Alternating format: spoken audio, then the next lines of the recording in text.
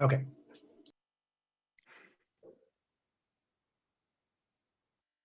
And a 1 and a 2.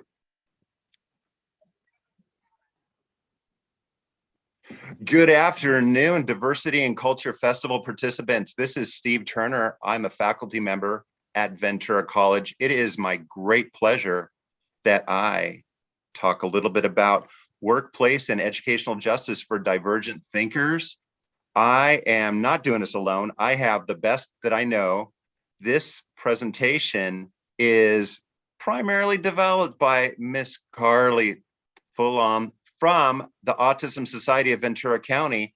And she obviously had a little bit of help because this is going to be a very comprehensive overview. So without any further ado, I'd like to introduce Carly.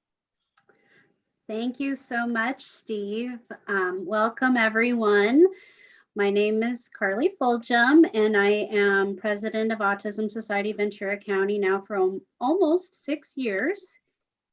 And I did develop this originally about work, and then Steve joined me to talk about college. And I am a mother, wife, writer, self-advocate.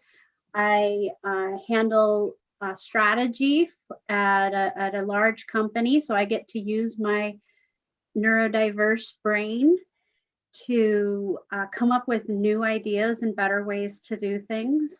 And I also am vice president of Autism Society of California, and I'm on the National Autism Society Board of Directors, and I serve as the chair of our panel of autism spectrum advisors. I've won a couple of awards from the Autism Society and awards from my employer, and really in the last 6 years or so since I started volunteering, for me, it's all about being able to give back so that people don't have to go through what I went through growing up. It was a very painful journey, as I'm sure some of you have gone through as well. And my goal now is to make sure that you have the tools that I've learned over the years and that I've learned from our human resources professionals and that Steve has learned so that you can be successful yourselves. Great. So let me tell you just a little bit about me before we dive into the stuff. I am not just a teacher. I am also an advocate. I have a special needs son. I am a husband, but it's really important to know that I know some of the resources. I did work with the Department of Rehabilitation that we'll start a little bit talk about that today. I've also worked in the system of the state special schools, lots of nonprofits, and my background educational wise is I do have a master's in, I'm not sure why co-host is starting a video. I'm going to pause that for some reason. Apologies. San Diego State University, the Aztecs, I got my rehab counseling degree there. So that's just a little bit about me. What we're going to do next is go a little bit into what we're going to cover today. And we do have a special guest for you guys from Ventura College. And we'll talk a little bit about him and let him tell a little bit about his journey. But we want to know why we're here. And we're going to talk about some basic accommodations. We're also going to talk about what are your next steps. And we'll have some scenarios. We want you to be able to advocate for yourself too. And so you're going to know how to protect your rights. And of course, at the very end, we'll have some Q&A. So stay tuned. The thing that's really going to be interesting is this has never been done the same way twice. Carly and I have been doing this, like she says, for years. This is, I think, the second time we've done this in a virtual sense. So Right. Carly's going to talk a little bit about transitioning to adulthood, but we're going to start with that. Yeah, definitely. So, many of us have, as we've gone on our journey through autism, have had regional center services or IEPs or 504 plans while we were in grade school through high school. But once you reach the world of adulthood, everything changes. So you might be getting services from Department of Rehab. You may be pursuing higher education, and if you're here with us today, then that means that you're involved somehow with the community college district. And we've got that big red circle in the corner Social Security. So there's Social Security disability insurance for people who have worked and then are no longer able to work. And there's SSI for people that need supplemental help. And while it's great that we have those programs to fall back on, our goal is for everybody to be able to have something that they do in life that fulfills them and makes you happy and lets you find joy. So I'm hoping that what you learn from this presentation will help you fulfill your goals and find that joy to be able to pursue what makes you happy. So when we talk about autism in the workplace, sometimes it's important to be able to keep in mind of, what does that mean to an employer? Well, how can that benefit the employer? Because we all know all the amazing things that we can do, but sometimes it's hard to translate that into the workplace. And so a lot of people associate autism with puzzle pieces. Some people really hate that. And it's important to keep in mind that you're going to run into people at work that may not know that, and you can't get upset about it because they're really just trying to say that they support you. You can kindly educate them, but also keep in mind that, really disability rights and, awareness and acceptance of disability issues, it's the last piece of the diversity and inclusion puzzle. And diversity and inclusion, those are really big buzzwords in corporate America, big businesses, small businesses. Everybody has a huge focus over the last few years on becoming more diverse and inclusive. And oftentimes disability is forgotten in that equation. And so we're really, ambassadors in that respect to educate people, but you always have to do it with kindness because nobody ever likes to be told they're wrong. But we have so much that we can give and so much that we can contribute in so many different ways that other people can't. And it's really important to focus on those positives. And the cool thing is they've actually started to do studies on this. And a few years ago, Accenture, which is a huge company that provides temporary workers and contractors in the technology areas, they did a study and found that companies that promote disability rights and are very inclusive in their cultures have a 28% higher revenue on average and twice the income as their peers over a 4-year period. So it actually is good business to include people with disabilities. Great. Well, before we move on a little bit, guys, I just want to remind anybody that's on the call, if you want to activate the live transcription, there's a button on the bottom of your screen. And just a quick reminder about that. So why does this matter? Yeah, yeah, very true. So, again, we want to enable you to be able to thrive in whether you're in school or employed, or you're looking to enter the workplace or start school. We want to make sure that you can bring your best foot forward and, be a contributing member of your campus, be an employee that is able to do amazing things for your employer, whether you're stocking shelves or analyzing data or writing code. We want to make sure that you're able to do your best. And one of the more important things to remember is that if you feel disheartened and it's difficult, the statistics are actually better right now than I have ever seen them. We are normally at, I've been monitoring the statistics from the US Bureau of Labor Statistics for years now. And this is the first time I've seen such a narrow margin between the unemployment rate for people with disabilities and the unemployment rate for people without. It's usually that we're at twice the rate of the non-disabled population. And we're doing much better now. We're only at 10.2 instead of 12 is where we would normally be. So I think what is happening in society is actually working. All of the advocacy efforts that are being done by self-advocates around the country is helping the situation. And we at the Autism Society, if you ever encounter an employer who's like, I don't know what to do with an autistic employee, tell them to come to us and we can talk to them and explain it if you don't feel comfortable. But hopefully you'll learn some tools here that can help you in that type of communication. So what is an accommodation? It is something that is either a physical or procedural change from the normal operations to allow a person with a disability to integrate into a work or school environment. So it's not changing the job, it's changing the environment in which you do the job.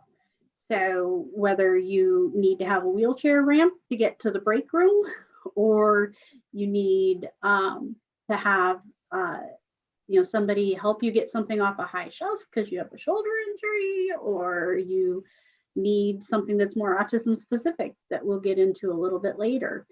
It's about finding ways to help you to be able to do the job you were hired for. And it's important that you don't think of this like an IEP, because an IEP oftentimes will actually change what you're required to do. This does not change the way that you're required to do things. It just changes the situations and the supports that you have to be able to do that job. Next slide. So yeah, and then last thing, I think this is the last one of me before we go back to Steve, but important to remember that things have to be reasonable. You can't, unless you want to be a park ranger on a fire tower in the middle of the Sequoia National Forest, you can't say I can't work with people. Although I'm sure that person still has a supervisor they have to talk to. So you want to make sure that things are reasonable. If your job is to answer phones, and you can't really necessarily say the phone ringing is too noisy and it bothers me. If your job is changing, the world changes, life changes. We all learned that very acutely during the last year. And you can't say, no, I can't do that because you can't change my job. There's ways that you can approach changes to your job to be able to ensure that you have the right supports to be able to do the new processes and procedures just as well as you were able to do the old ones. All right, next slide. Yep, Steve, this is all you. Yeah. Same with our opportunity to go to work in college. Your requests need to be reasonable too. And it's important to understand there's a differentiation between when you were in high school even, and then as you transition into college. There might have been some modifications. There might have been some workarounds that aren't going to apply when you get into college. So it's a little different. So things that you might want to think about in advocating for yourself is when you have to do some in-class group work. Is that really an essential part of the curriculum? Is that a student learning outcome? And I'm speaking to you teachers right now that are trying to work with that. If there's somebody that can meet the requirements of your student learning outcomes, your class, and maybe have an alternative idea, maybe a different type of thing, think about that. Challenges with group projects are sometimes really daunting. So I think about scenarios that I've worked through as an educator. Sometimes a one-on-one or maybe a dyad instead of a group of 6 is much easier. So you're going to individualize a lot of things. Presentations. Carly's a rare exception. Not everybody loves presentations. It's a real scary. Sometimes you're going to have to repeat yourself. Maybe you're going to have to write things out. Maybe you're going to have to scaffold things a little differently in clarifying a assignment. Those class participation points, maybe they're going to be measured in a different way. Now that we have Canvas and all kinds of learning management tools, It's not going to necessarily be verbal participation. Maybe they can get on a discussion board. Maybe your students can show other ways that they're participating. I encourage students and faculty to look at your office hours in a creative way. If your office is a scary room up in the LRC in the 3rd floor, and it's not always comfortable for students, they're not that big, maybe you want to meet in the tutoring center. You know, maybe you want to meet in a place that's a little more neutral on the beach in the LRC. Think about how you're going to maybe change how you're delivering your instruction going forward. And remember, you students, ask for help. It's been really challenging this year with distance education because staff and faculty have not been able to size up a room like we used to. We have to be able to tap in with electronics. That's not always best, but you got to take a role in asking for help. Speaking of help, the goal with education, especially with higher education, is for you to be able to complete that same coursework as your peers. Again, there's no modification, there's accommodations. So you have two options. Approach your teachers individually, and most are going to be very open to figuring out your best strategy for success. This is the one that I, of course, am going to be really anxious to talk about. This is working with your DSPS, your Disability Student Services. At Moore Park College, it's called Access. At Oxnard and Ventura College, it's called the EAC, Educational Assistance Center. If you're reaching us from far away, think about how your DSPS is going to be able to be an advocate for you. You're going to have counselors, you're going to have teacher helpers, you're going to have people that can give you alternative media, as well as arrange for a quiet place, distraction-free, to take a test, maybe even with some extra time. So it's incumbent upon you to work with that formal office. And what you're going to do with that is show some evidence that you do either have an IEP or a 504 plan. It might be something from a psychologist that says you have autism. And that way, you're going to be able to work with the counselor and support staff to gain that insight together as a team to really navigate higher education and be successful. You're going to take the right amount of classes in the right order and be successful. So think about your toolbox, getting some new tools as you get into the adult world. This transition is tricky. So I love this graphic because it's something that Yeah. is so appropriate for what we're going to talk about next, which is steps in the job. Yeah. So I'm 5'2", so this is not me but an example of what it's like for me to go grocery shopping. So I don't hesitate to ask Steve or another tall guy that I see at the grocery store to get that thing off the top shelf for me, because I really don't want to knock the whole thing over or fall or whatever. So, asking somebody for help is actually easier than you think. Like, there are certain circumstances in our lives where we don't hesitate to ask for help. It's especially when it comes to physical things. People, the example I like to give is if you've got a shoulder injury, and you can't reach something off of a top shelf, you would hesitate to ask your classmate or your work colleague or a stranger at the grocery store to help you get something down, because you need it and they can reach it and you can't. And so that's one of those things that we want to take into consideration. You want to really ask the right questions. That's the number one. So when you are applying for a job or looking into a job, you can ask them, hey, what's the work environment like? Are we in offices or in cubicles? Is it work from home? Which more and more companies are doing these days. And so, you can ask about things like that up front, and you can get a lot of information ahead of time, even when it comes to just interviewing. Hey, I like to be able to picture in my head what the interview experience is going to be like ahead of time, or are we going to be in a conference room or in your office, so you can start to get an idea of what to expect.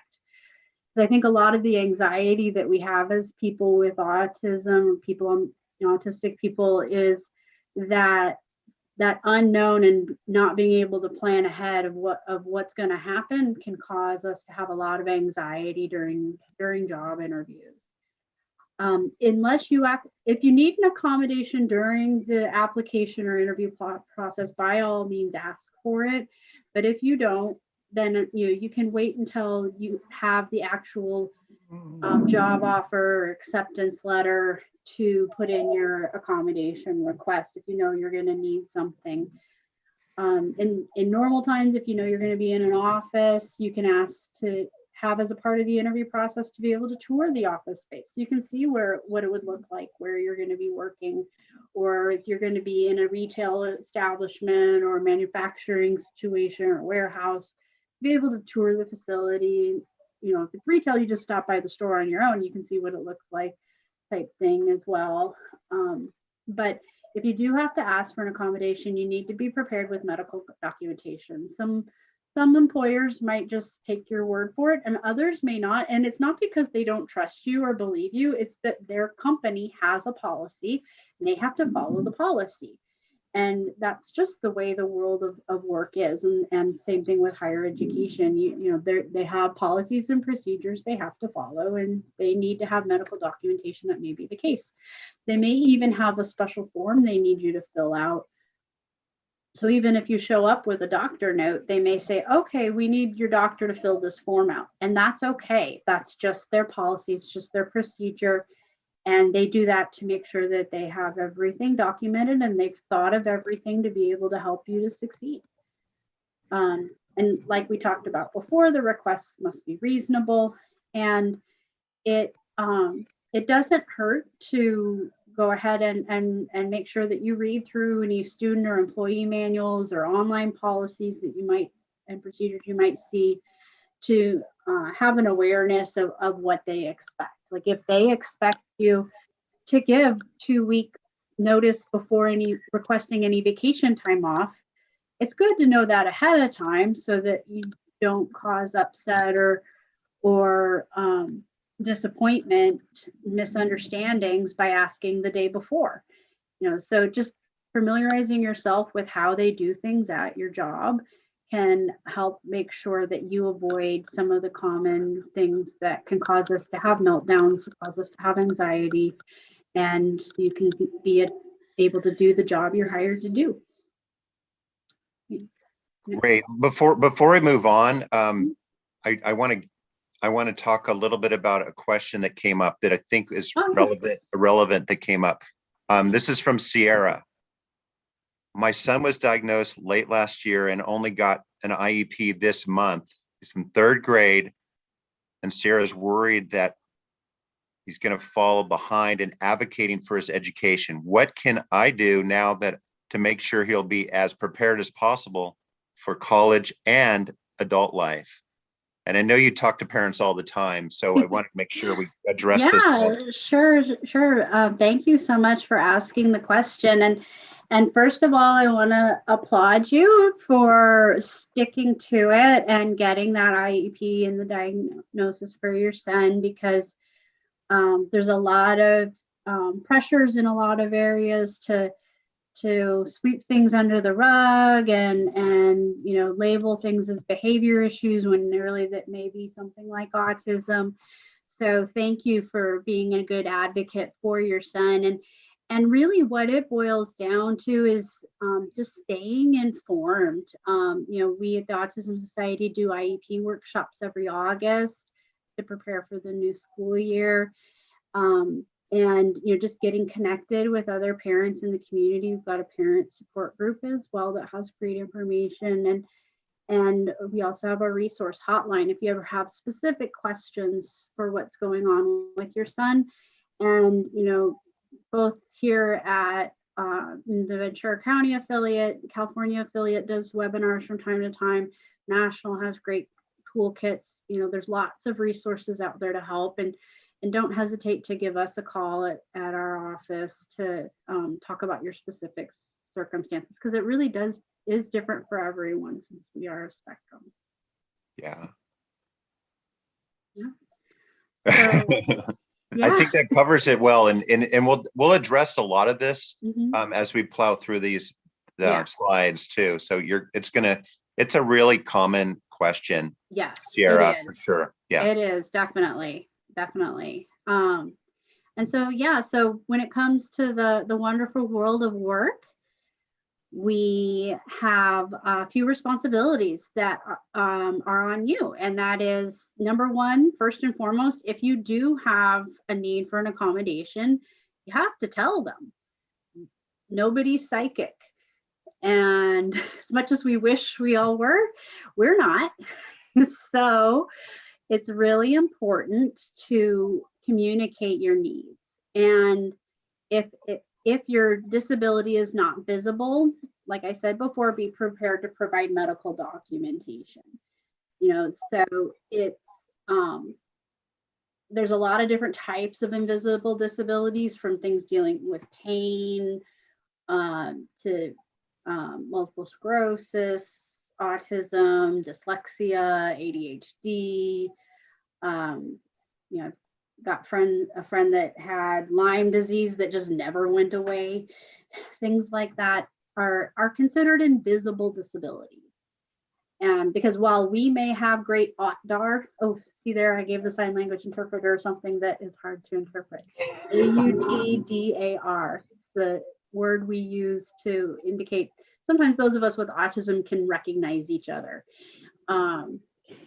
So even though we may have good AUTDAR, others are more than likely it could be invisible to them. So the best thing I think about accommodations is that you don't need to know what accommodation you need. All you need to do is to be able to articulate your challenge, to say what the issue is. And so a lot of times when people tell me I'm having a really hard time at work and I just don't know what to do, I tell them to just sit back, take an inventory of your challenges. What are the different things that happen that cause you to have problems? What are the different day-to-day challenges that you encounter? And look to see, can you categorize them? Is there a pattern? Use your ability to do some analysis to see what's going on from a challenge perspective. And once you can articulate that, then it's time to be able to go to your manager, the human resources department. If you have an idea on what the solution might be, you can propose that. And they may say, yeah, let's give that a try. Or they may have another idea because perhaps they've encountered something similar in the past. And, or they may say, hey, you know what? You don't know what the solution is. We don't know what the solution is. Let's sit down and talk about it. Let's figure this out.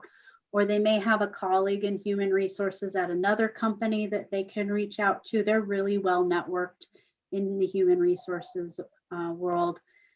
So you want to stay focused on what your issues are, what's restricting you from being able to do a good job, and you don't have to know the answer in order to come forward. One of the biggest examples I have of this going wrong is there was a young man who had trained as a paralegal. He got a job working for an attorney, and it was his first job, and the attorney gave him an assignment and a file folder to put his research into, and he just didn't understand how to do it. So he just put the file back on the attorney's desk, and the attorney didn't notice until the night before the trial that the file was empty. So he didn't tell his employer that he didn't know what to do. He didn't say, I have a challenge with the instructions. I need more detail. I need it to be step by step this first time until I have a feel for what I'm doing. He didn't articulate any challenge. He didn't say that there was any problem. And he ended up losing his job because the attorney was stuck without the research that he needed for court the next day. And so when I worked with Melissa Abbott Espinoza on this presentation. She's a senior HR professional, and she said that that's just the worst nightmare for an HR person, is to know that somebody lost their job for something that could have easily been accommodated. And they hired you because they thought you could do the job, and they want to support you in that because they believe in you, and most employers are going to want to help you see you through that. Yeah. And it's in the company's best interest to see you be successful at the end of the day, right? Exactly. And that's as it is in school. Mm-hmm. We love retention. We love success. That's just our biggest goal. So communication tips and school accommodations going into your adult role at college, a little different. Mm-hmm. You're not going to have the parent lawn mowing or helicoptering you. These are going to be some tips for the teacher if they want to ask when you disclose. So think about this. People with autism spectrum disorder typically respond best to clear, concise instructions or feedback. You teachers on the call and you parents that want to advocate, think about that. If you are talking in idioms and metaphor, that's usually a recipe for losing some of the content of your information. Present information orally and in writing when possible. This has been kind of a learning curve with distance ed. Everything's multisensory. You can play it in an audio form, you can read it, you can usually catch a Zoom call, but it's really important when we go back to campus to not forget those innovations that we've had to take on. Try to avoid small talk. Jordan and I, when we see each other, as I mentioned, who's going to be our guest coming up in a little bit, we have small talk, but we keep it to a minimum. We're usually about all business, and it's really going to be challenging and overwhelming sometimes. So lastly, and this is really important, think about the three things at once. And I do this with universally, by the way. A lot of this is universal. Just give 3 chunks. Give a little introduction of what you want, maybe give the content, and maybe give the conclusion, or maybe just 3 absolute assignments that you want done by the end of the week. Any more than that, and this is universal again, we're going to snow over the student. We want to make sure we're giving nice, successful, balanced, scaffold baby steps. Because it turns out communication and social interaction, again, you've met one person on the spectrum, you've met one person on the spectrum, but this generality is sometimes pretty accurate. Communication and social interactions, I feel, and that's why I'm really excited about always having my full class of people learning social skills and advocacy, is looking at people with learning differences and people on the spectrum of having various ways to communicate and express their knowledge. And I think it's important to be able to reach people where they are. So think about this. When we're verbally communicating, it's really important to understand that it's sometimes a challenge for students on the spectrum, especially when asked to participate in a group. We talked about that before. To give that or give a verbal presentation, that's just a trigger. That's just a lot of anxiety that oftentimes we don't need to.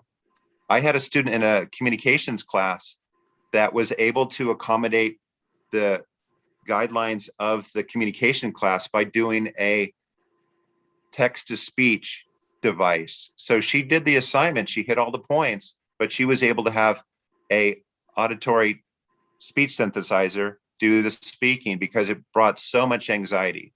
You also want to know through writing, typing is typically better than handwriting.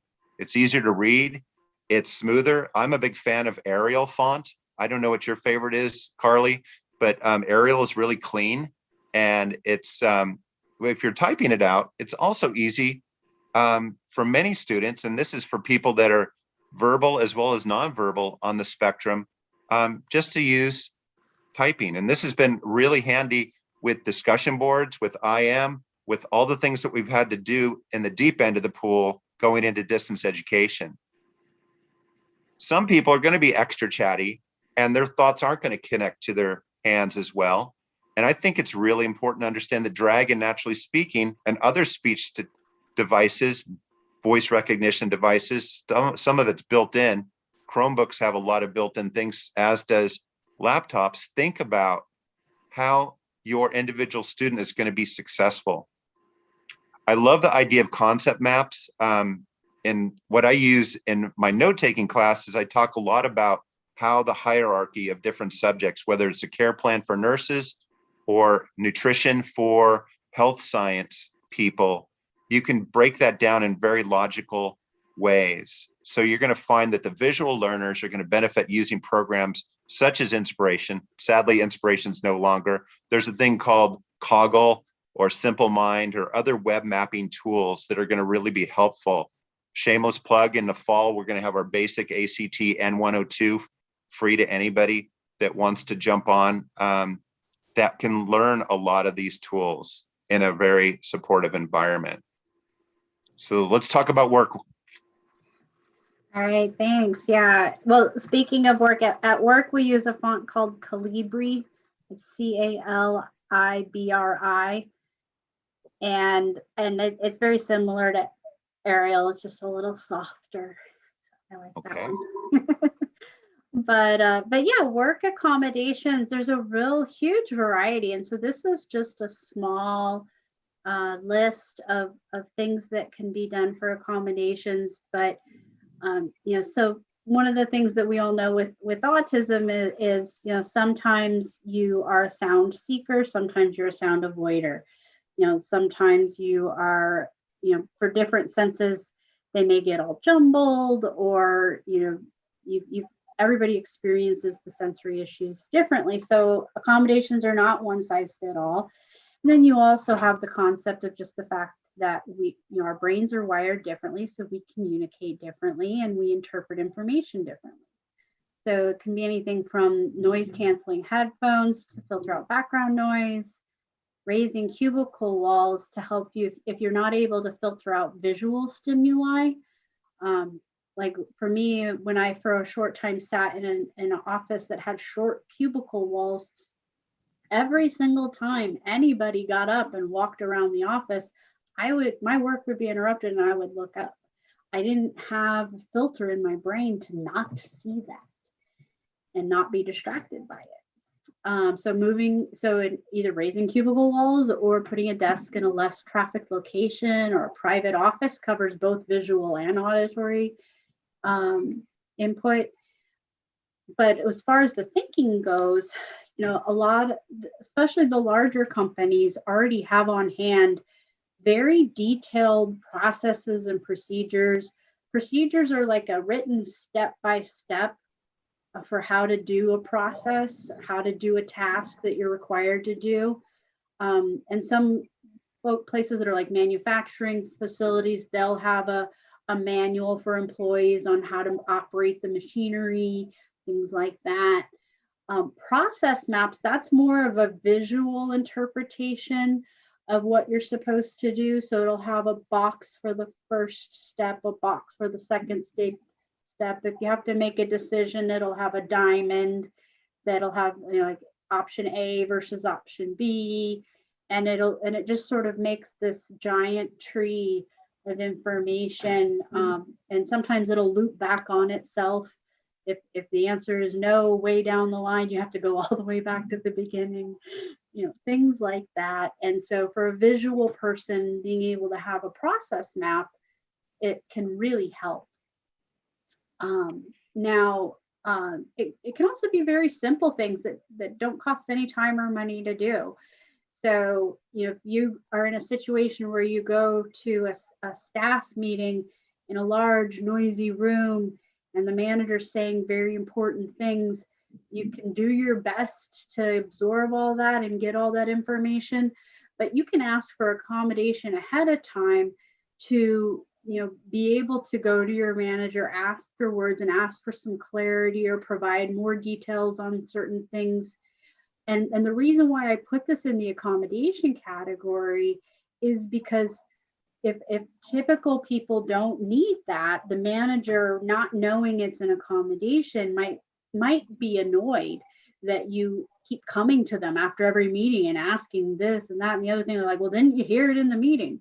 Well, if they know that it's an accommodation, that it's hard for you to filter out that noise, but that you really want to know the information, it could be that you can always, that they're like, yeah, open door, come to me afterwards. Because again, a lot of people have trouble saying no if you ask for help. But if you don't ask, they don't know that it's because you need help. Or it could be that your manager's like, you know what? I make notes ahead of time of what I'm going to tell everybody in the meeting. Let me share those with you so that you can have that to follow along. And or I'll give them to you afterwards in case I want to make changes, and you can review them. And if you still have a question, come and let me know.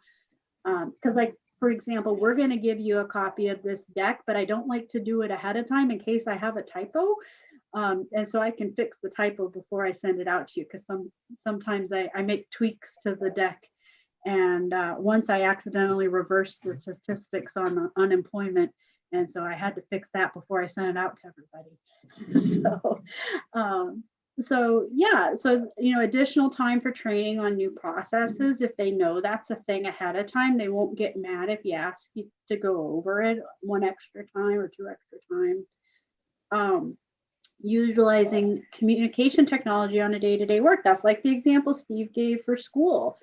If you have trouble with, if you've got dyspraxia and you have trouble with speaking, or if you've got processing delays that cause it to be more difficult for you to use verbal communication than typing, being able to do that in your day-to-day work it's something that you want to have as a formal accommodation.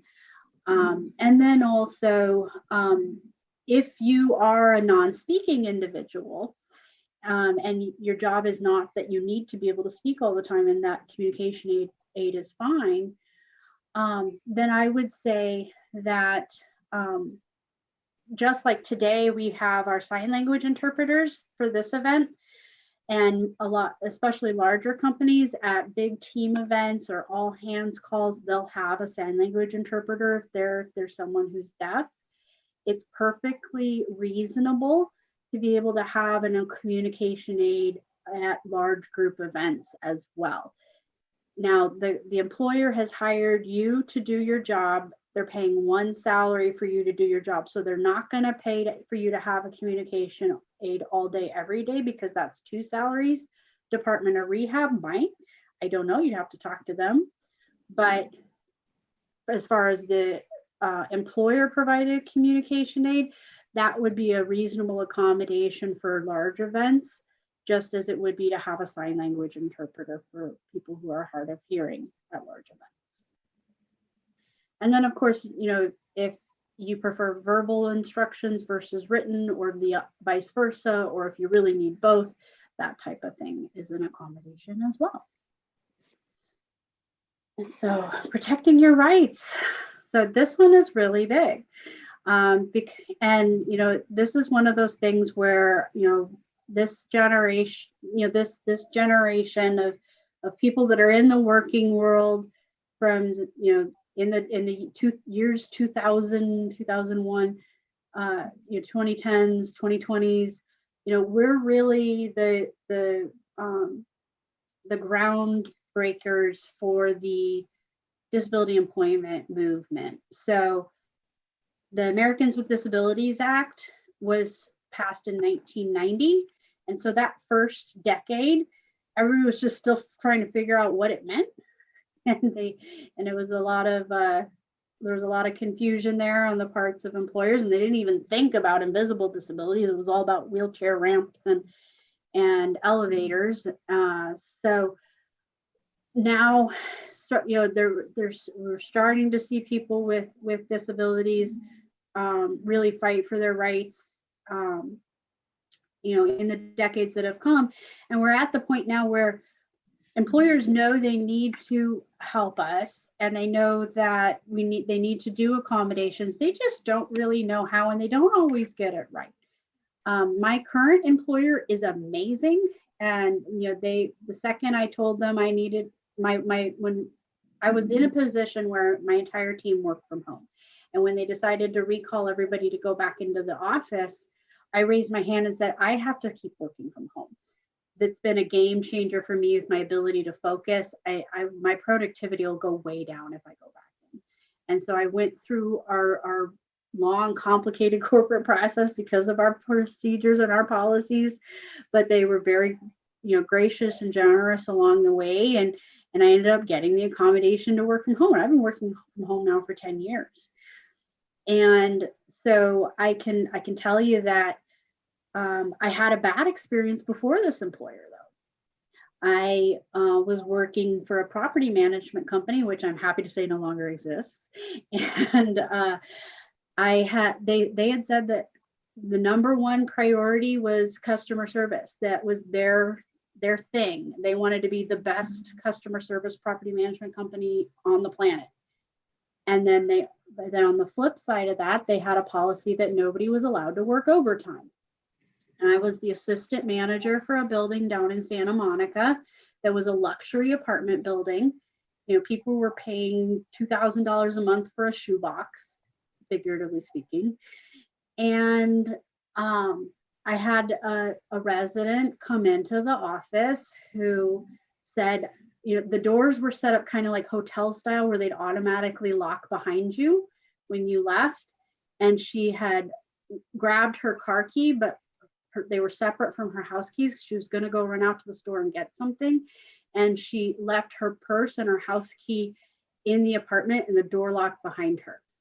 And it was 5 minutes before I was supposed to leave for the day. And it was at least a 5-minute walk to her apartment and then back again. We weren't allowed to check out keys to people without taking their driver's license as collateral. And it's against the law in California to work off the clock when you're hourly. And so I'm not going to break the law. I'm a rule follower. And I'm not going to make this poor woman sleep in her car overnight until the office opens in the morning, because that's not good customer service. And so I made the decision, because I was the only person there in that moment, to get her. I knew who she was by sight, that she was the resident that she claimed to be. So I could, by our policy, let her into her apartment. And so I got her key, walked her to her door, opened it for her, walked back to the office, finished closing everything down for the night, and clocked out 15 minutes late. Now, luckily, I had put in an accommodation request the Wednesday before, asking for clarity on if I am confronted with a situation where I have to make a decision between customer service and not working overtime, what do I do? Because of my autism,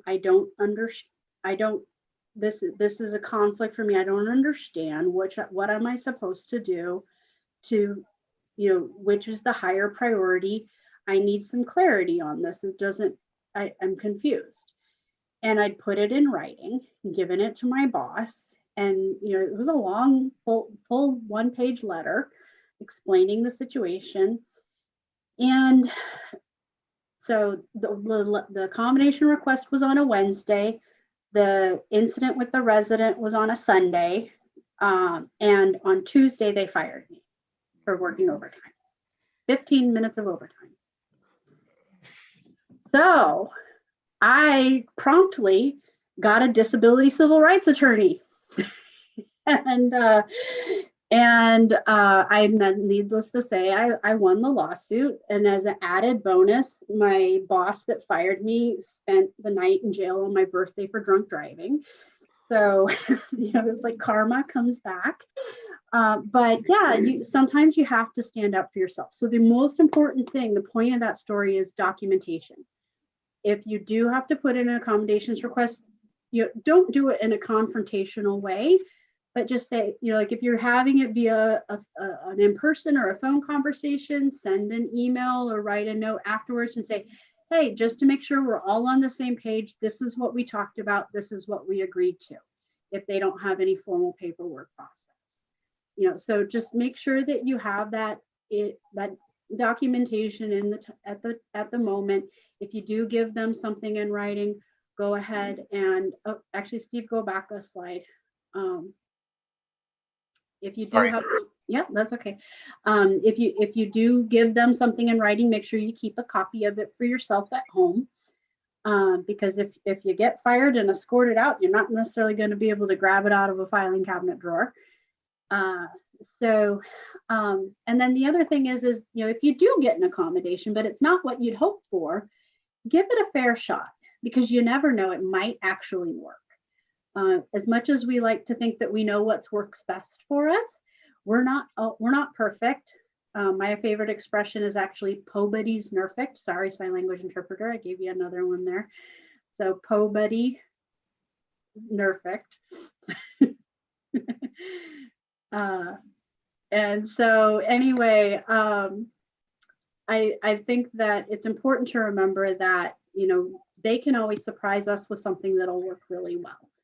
And we want to give it a fair shot. If it doesn't work, then you can always go back to them and say, hey, I gave it a real try, but that didn't work. Let's try again. Can we try something else?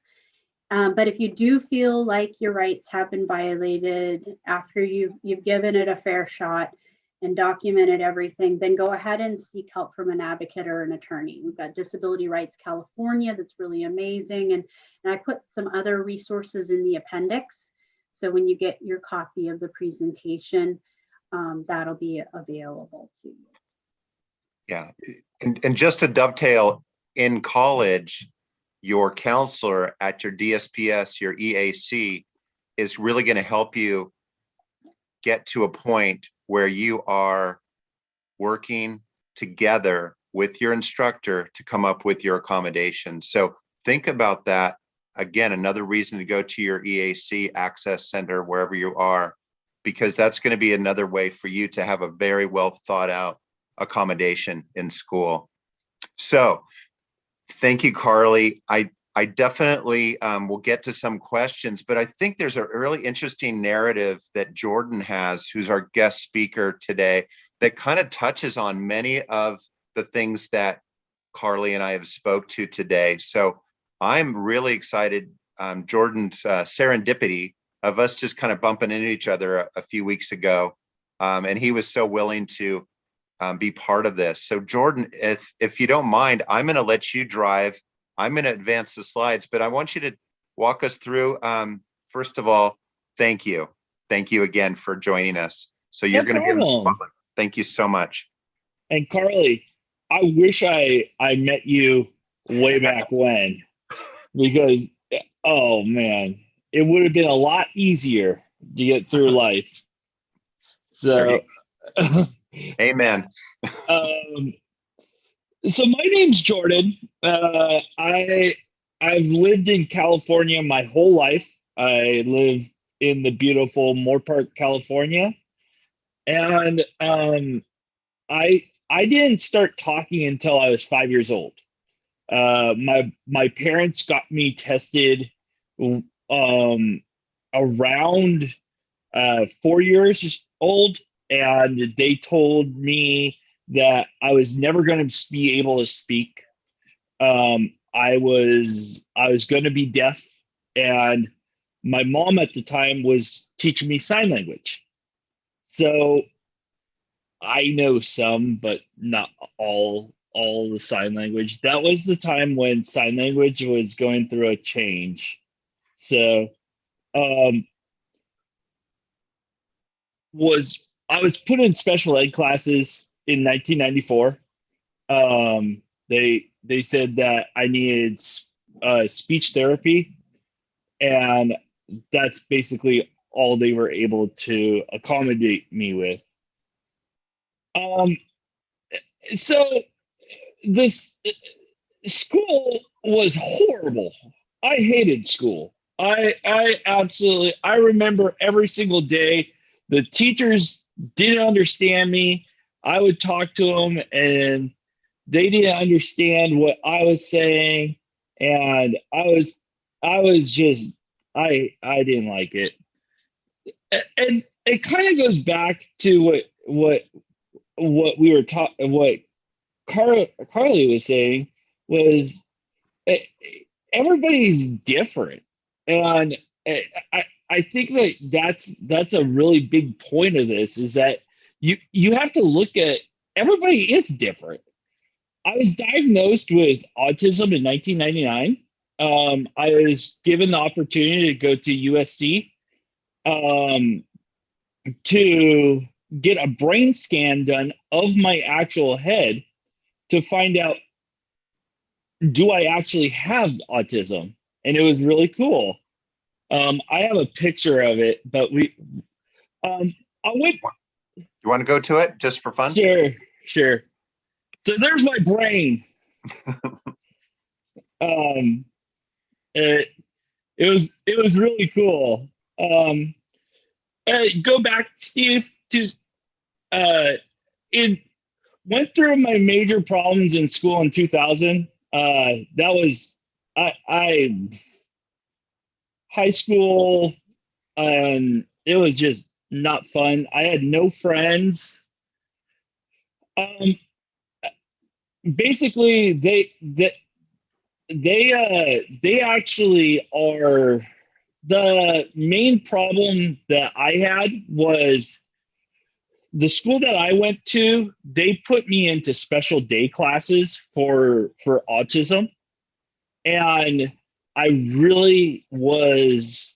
It was like a cookie cutter program. If you had this disorder, you had got put into this program, and um, I was I was they put me into math classes that were learning my ones plus ones, and I was way past that. I was at the trig level when I came into high school. So um,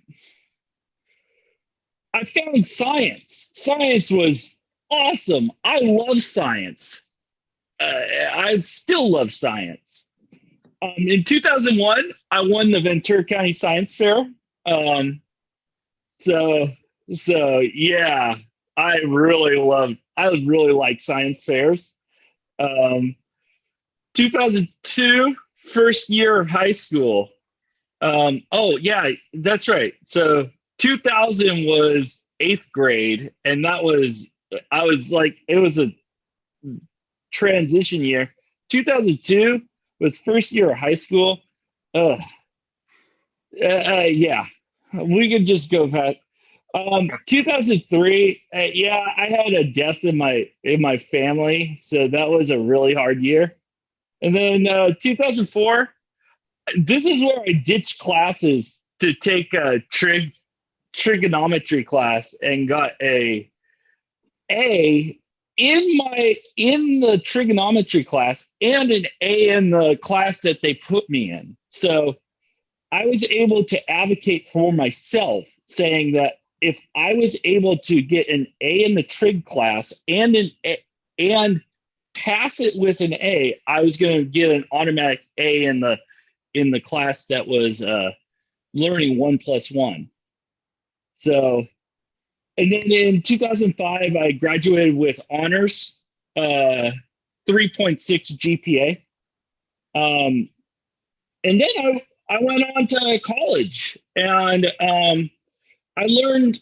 So I my goal in college was actually to go into an architectural. I was going to be an architect. Um, I really liked. I really loved working with numbers, and I really loved how structural building was going on. Well, at the time when I got out of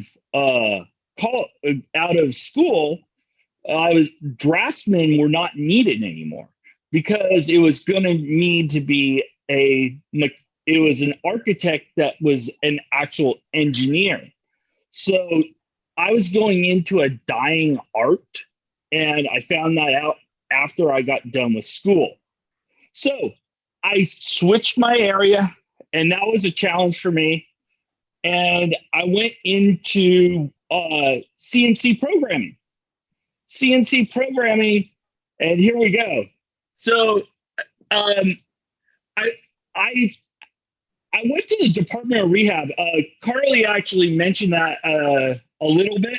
Department of Rehab, those guys are absolutely amazing when it comes to helping out with higher ed. I worked with them immensely when I went through college. And I actually went to, for 3 years, I was actually there going to get my SolidWorks certification. And I got my SolidWorks certification here over at Ventura Adult School. And then went off and did AutoCAD. And that's when the market kind of just did this big, huge dump. And then I had to switch and figure out what fields I was going to go to. And that's when I went into, I had to do some major thinking of what areas I wanted to do. So that's when I started looking at colleges, and that's what actually made me look into Oxnard College and Moore Park College. So I actually got my CNC programming from Moore Park College, and well, it was a team effort. It was Oxnard and Moore Park, but at least I was able to get some programming. The market was still really bad.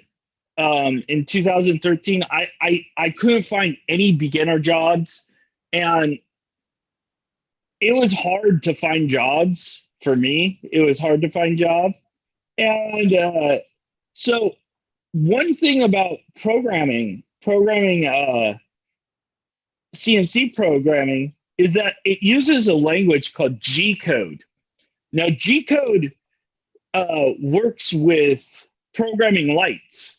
So any type of lights that you use to program on stage, it uses the same language that you use for programming a CNC machine.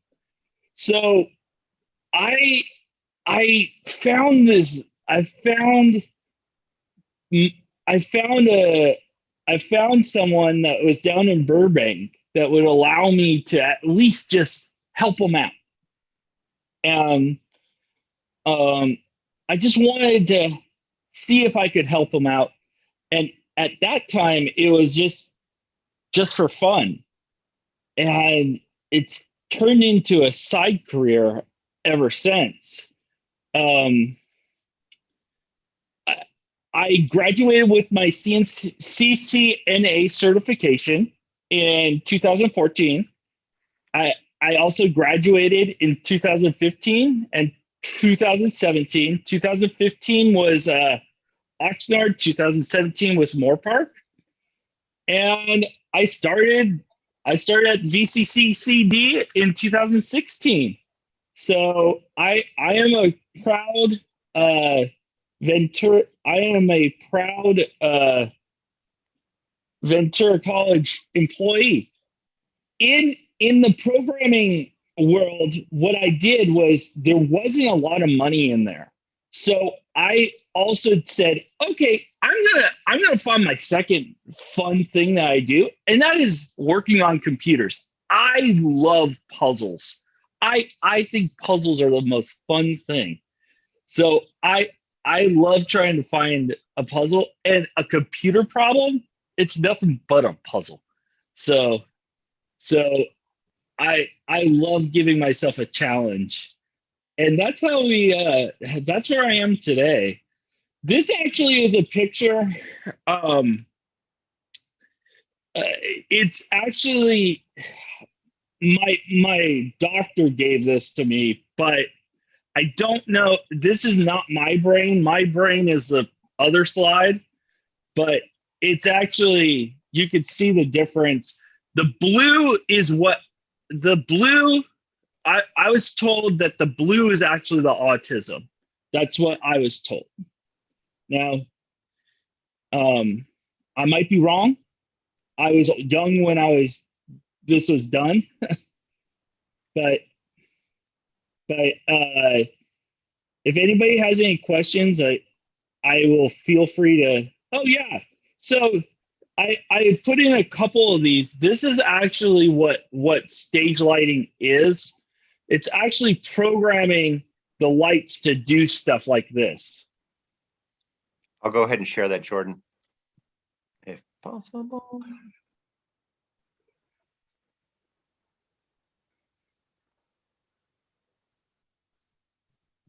So basically, each one of these lights has to be programmed so it can do a certain thing. So if anybody has questions, I put in the chat and I'm more than willing to answer. Before we do that, though, Jordan, I really would love to hear your thoughts on individualized learning, teaching, and educating, because that to me is what you basically were talking about, is that you were pigeonholed at a young age. You were kind of tracked into this pathway. You advocated for yourself. Okay. And what we're trying to do, I know it in our district, is meet people where they are and accommodate them and support them in their guided pathway. So could you talk just a little bit of how you were able to do that? And I am going to check the chat. Go ahead. So one of the biggest things that I did was I had to be my own advocate when it came to college. There was no person that really helped me through college. I had to be my own advocate. I did use the EAC and I did use Access tremendously. And I also worked with my instructors directly. And I talked to them directly and told them, hey, I understand exactly what you're saying, but I need some clarification on certain things. And that's one thing that I put in there. But what I did do is I talked to my instructors right up front. When I was going through Moore Park, I told them right at the first day, I'm like, Professor, I know that I'm different and I may need some help with certain things.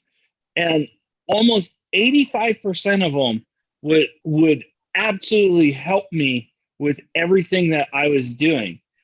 You just have to, I've noticed that some love to respond in email.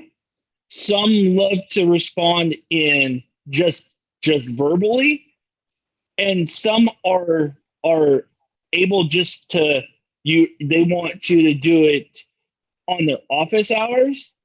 You have to be what I've noticed is that when I was going through you have to be open.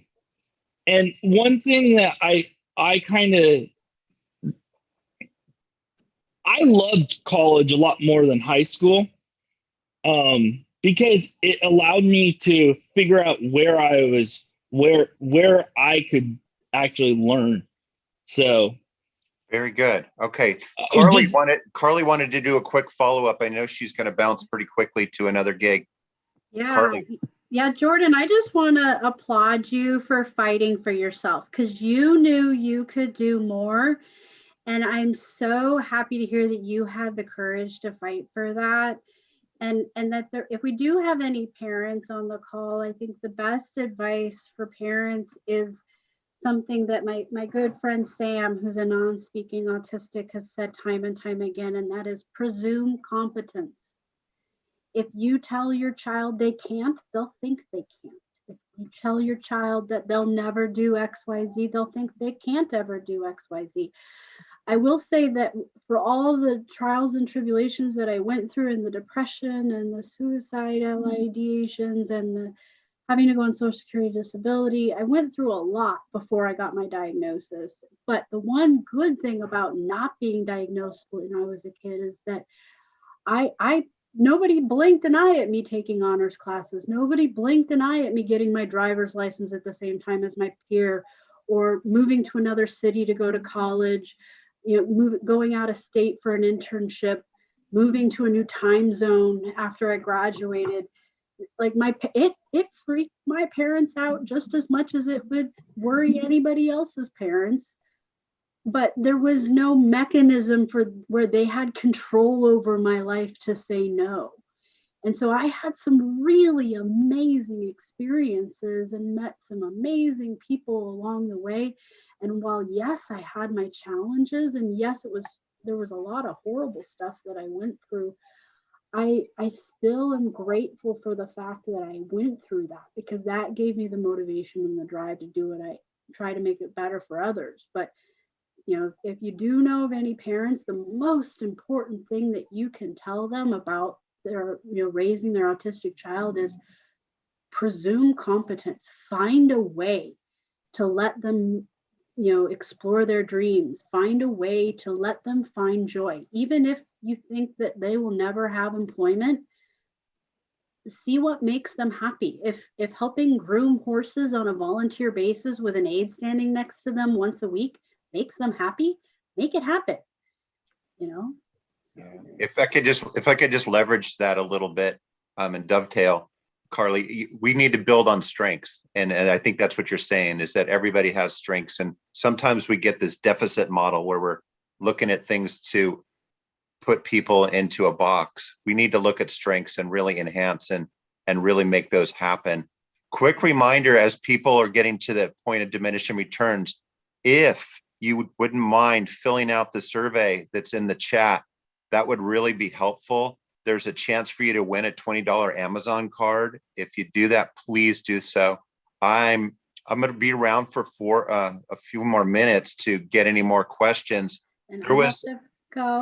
I know you do. Everybody. I will see you later. Thank you so much, Carly. Can we give a round of applause for Carly? You. Thank you so much. There was a chat question on a Samsung device, and because I'm all about inclusion, I will take that. If somebody wants to unmute themselves, that would be great. Let me see. I think they might have left, Steve. Okay, thanks, Peter. Yeah. Okay, any other final questions? Yeah, you're right. Okay. Well, I just want to thank Jordan. Jordan, you blew it out of the park. You did a beautiful job. I'm just going to go to your slide, just so you know, in the spirit of works cited and giving credit where credit's due. Everything that he did, he cited nicely. So, Jordan, do you have any final words? I would say everybody is different, and just allow everybody to learn the way that they learn. That's the way that I would finish this, is that everybody is developed differently. So. Oh, I totally agree with you. A few things in the appendix that I think are really important. The Job Accommodations Network, JAN, is a really good resource website for you to figure out job accommodations. It's a host of different articles. Obviously, Office of Disability Employment and Policy, we work very hard at Ventura College with the workforce recruitment program, getting people jobs in the federal government. There's a lot of incentives. Obviously, the Office of Civil Rights. Disability rights is a civil rights. Inclusion, diversity, equity. This includes individual disabilities, people on the spectrum. It's going to make for a better society. And I just thank everybody for being here today. I will stop my share and see, there's a couple more chats that just popped up. And it looks like just some more nice people. Thank you, Tatiana. Appreciate you. Tatiana saves so many students from in the student login. Oh, here, this is from Patty to Jordan. If COVID happened while you were in college, how would you have done? Are you better online or in person? What do you think? That's a great question. I would, I'm more of a physical learner. I love, I did a couple online classes. I would say it would probably be a 50-50. If I had the ability to come in on campus and do some of the work online, but actually being able to replay the lectures is just an awesome thing that I wish I had, was to just like go back with that Zoom recording and actually re-listen to, okay, now what did he say? I wish I had that ability. There's definitely been some innovation, right, with everything we've done with Canvas and going online. I think we're still going to keep a lot of the good things and being able to also be able to meet people face to face. So I feel like we're going to grow as educators through this last year. I'm hoping that it was all a growth moment and not just a nightmare. But really good question, Patty. Thank you. And let me see. I think another chat. Yeah, just a lot of love in the room. The YouTube, by the way, is going to be on the website. So this has been streamed. So if you want to watch it again, I really appreciate you guys. I know it's late in the day. The thing about this entire Diversity and Culture Festival is that it really did hopefully help us heal. We've definitely created some awareness, but we're really trying to also grow, heal, and find some joy through this last year.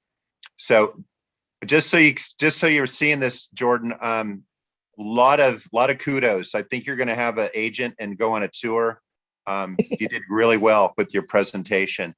Appreciate you sharing your experiences and your knowledge. So I know we've been talking about this for a while. I'm glad we finally got it together. So we'll be doing this again, Jordan. You did a fabulous job. No problem. Okay. I think Peter's still in the call. So I'm going to stop my share. The appendix will be in the recording. And please, you guys that are still in the call, if you haven't done so already, fill out the survey with a chance to win a Amazon gift card. So should we end a little bit early? So Carly asked me to do her Autism Society because it is Autism Acceptance Month. So we're going to do this whole thing again for an audience that she's been able to capture. So we're going to do that in a few minutes. So I feel bad. I'm looking at all my helpers. I just want to thank publicly Brittany. I know what it takes to wrangle interpreters and captioners. Brittany, you stepped up so big. I want to, of course, thank all the interpreters, but mostly I definitely want to thank Gigi and Peter.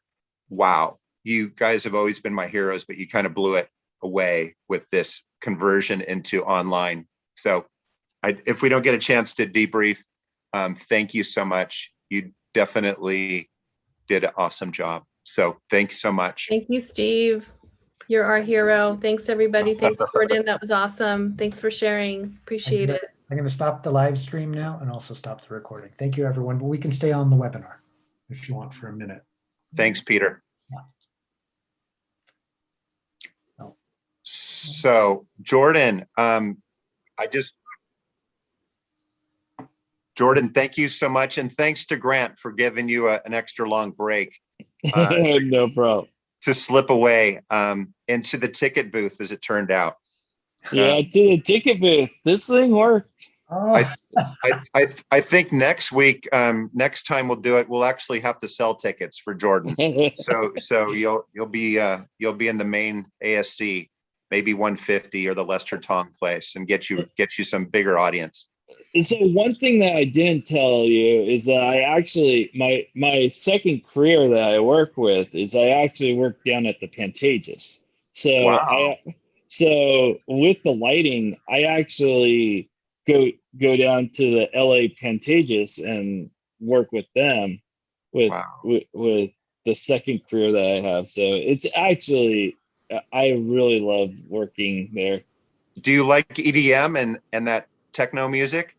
Have you gotten into it? So what's really crazy is it's two different type of lighting situations. You got Jordan, I'm just going to step in there 1 second. Steve, actually, you're the host and you're the only one that can stop the YouTube recording. Oh, okay. I'm Yeah. so sorry. There was also a hand raised. I'm going to go to the poetry slam now, but Laura has her hand up if you want. Okay, Laura, please. We're just going to get it way off into the weeds, like I sometimes do. I want to hear about EDM too, but oh man, I got to go to poetry slam. All right, I would love to go see that too. Okay, so real quick, Laura, what's your question if you want to unmute yourself? If you can. I think I can. Here, ask allow to talk. Panelist. Yeah, I don't know what I'm doing. I'm sorry, Peter. No, I'm doing it right now. there you Okay. go. Laura, go ahead. Oh, thank you. I was trying to unmute myself, but I didn't know how. But Steve, It's okay, Laura. if you How want are to, you? Fine. I was just asking about the recordings. Like, Yeah. I just found out. Peter answered that in the chat. It's Yeah, no, going I went in. it's going to be posted. It may not be immediate, but we'll get that. I'll get that to you. I'll make sure you get it. Okay, I just wanted to see, like, for both of them, the Yeah, one that I will make sure everybody that wants it can get the recording. Okay. Okay, I know. Okay, I appreciate you coming, Laura. Thanks so much. thank you. Yeah, thank you so much. Bye. All right. Okay, bye. So All right. So now we're going to quit the session. We'll talk next time about EDM. Thank you, interpreters. Thank you, Angelique. Bye, Thank you, Brittany. Thank you. Thank you, Kimmy.